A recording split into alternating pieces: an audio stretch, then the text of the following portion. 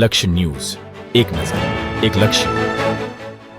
લીંબડી કેળવણી મંડળ સંચાલિત SM દવે હાઈસ્કૂલ સિયાણી ખાતે ધોરણ 10ના વિદ્યાર્થીઓને આવનારી બોર્ડ પરીક્ષાને ધ્યાનમાં રાખીને શુભેચ્છા કાર્યક્રમનું આયોજન કરવામાં આવ્યું હતું.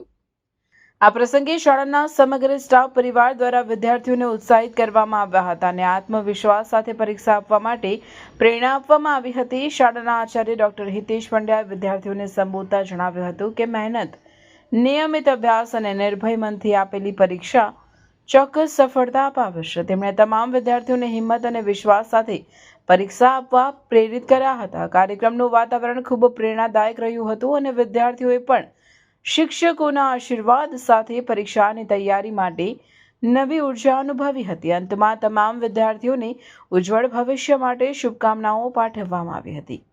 રિપોર્ટર દેવમ ત્રિવેદી, સુરેન્દ્રનગર.